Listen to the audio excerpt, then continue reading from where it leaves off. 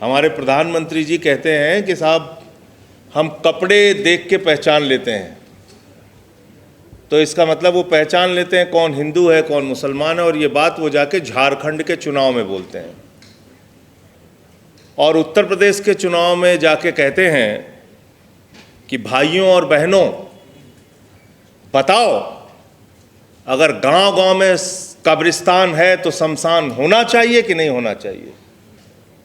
बताओ, कब्रिस्तान है तो शमशान होना चाहिए कि नहीं होना चाहिए?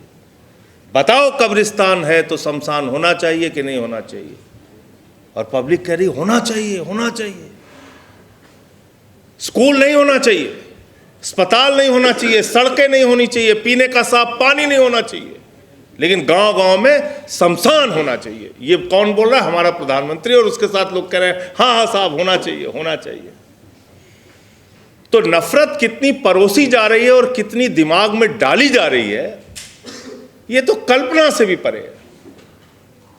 और उसको रोकने के लिए जो प्रयास होना चाहिए वो शायद कम है, या लोग बड़े इंतजार में थे कि ऐसा कभी दिन आएगा तो हम लोगों को अपने जो ये जो अपना रूप है वो दिखाना है और इनके साथ खड़े होकर इस हेट क्राइम्स का हिस्सा बनना है। अभी एक मुख्यमंत्री साहब हैं आसाम के, वो मुख्यमंत्री साहब कहते हैं कि मुसलमानों के यहाँ से सामान खरीदना बंद कर दो, आर्थिक रूप से इनकी कमर तोड़ देनी है। तो मैंने अंधभक्तों से कहा कि भाई आप लोग फैसला लो, और भाजपा वाले सारे लोग फैसला लो कि जितने भी पेट्रोल डीजल गैस इराक से, ईरान से, अरब देशों से आते हैं, इसका इस्तेमाल आप बंद कर दोगे, बिल्कुल खाना नहीं बनाओगे। जो गैसें आ रही वहां से, पेट्रोल डीजल जो आ रही उससे गाड़ी नहीं चलाएंगे। मतलब हम कहां किस ओर लेके जा रहे हैं?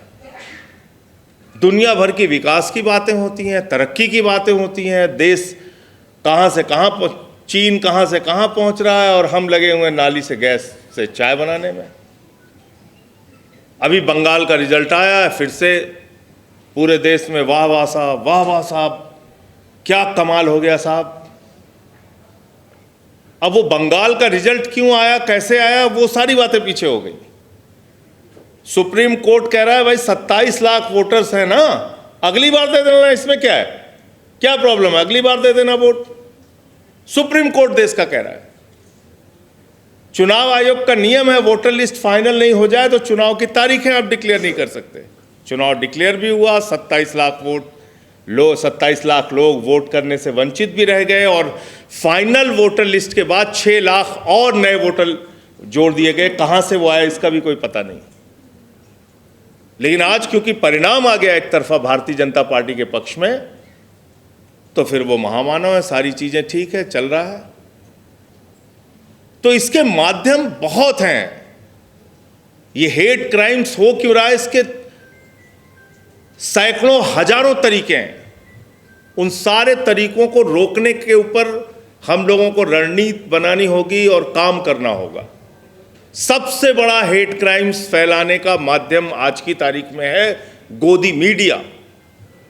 शाम को 5 बजे से लेकर रात को 11 बजे तक अगर आपके दिमाग में हिंदू मुसलमान, हिंदुस्तान पाकिस्तान, बांग्लादेश, घुसपैठिया, यही सब भरा जाएगा, तो उसका नतीजा क्या होगा?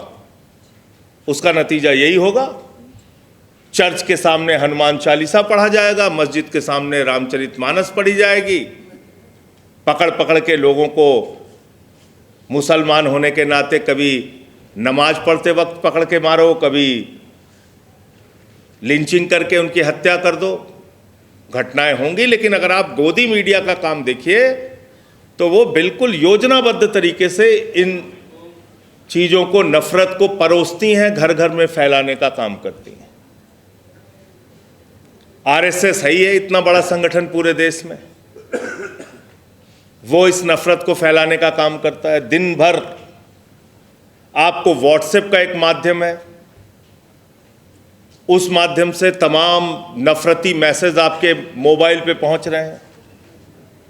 वो जानकारी सही है गलत है उसकी पड़ताल के चक्कर में आप नहीं पढ़ते, अब आपको दिल्ली विश्वविद्यालय की शिक्षा की ज़रूरत नहीं है, आपको जेएनयू की शिक्षा की ज़रूरत नहीं है। व्हाट्सएप का एक विश्वविद्यालय है जिसकी अलग शिक्षा चलती रहती है, उससे लोग वहाँ से भी एक नफरत फैलाने का माध्यम इनके पास है। पूरे देश में योजनाबद्ध तरीके से तमाम संगठन के लोग नफरत फैलाने का काम कर रहे हैं, जिनको संरक्षण बीजेपी की सरकारों से मिला हुआ है। और इसमें अगर आप एक आंकड़ा और जोड़ देते तो शायद ये संख्या काफ़ी बढ़ जाती। दलितों के खिलाफ होने वाले अत्याचार, आदिवासियों के खिलाफ होने वाले अत्याचार, जिसमें हम देखते हैं कि मध्य प्रदेश में बीजेपी का एक नेता आदिवासी युवक के सिर के ऊपर पेशाब करता हुआ दिखता है, जिसमें हम देखते हैं कि पासी समाज का एक बुजुर्ग, उसको मंदिर की सीढ़ियों पे पेशाब चटवाई जाती है काकोरी में, लखनऊ के पास, जिसमें हम देखते हैं कि बुलंदशहर में सीआरपीएफ के एक जवान को घोड़ी पे नहीं चढ़ने दिया जाता क्योंकि वो दलित समाज से है, एससी कम्युनिटी से है। तो इसलिए मैं सिर्फ इतना कहना चाहता हूं कि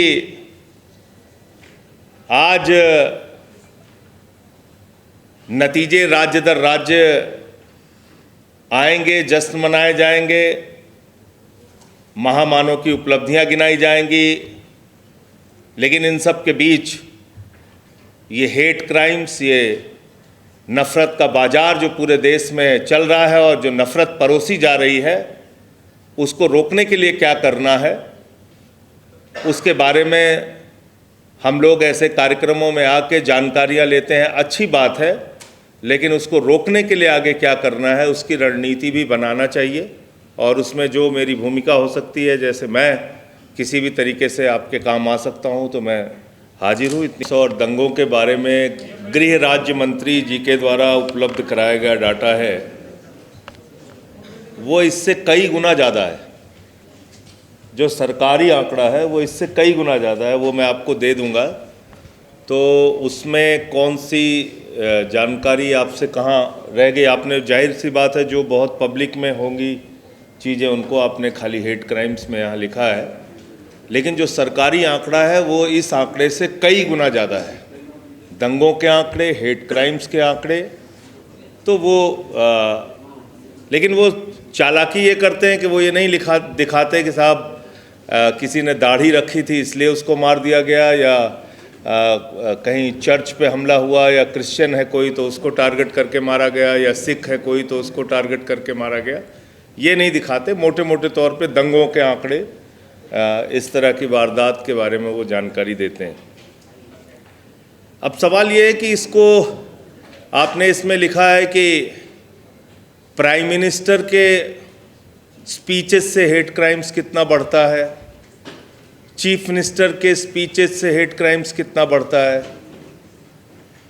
तो ये तो पूरे देश में खुलेआम अब हो रहा है। अब तो कोई छिपाने वाली बात ही नहीं है, सीना ठोक के हो रहा है।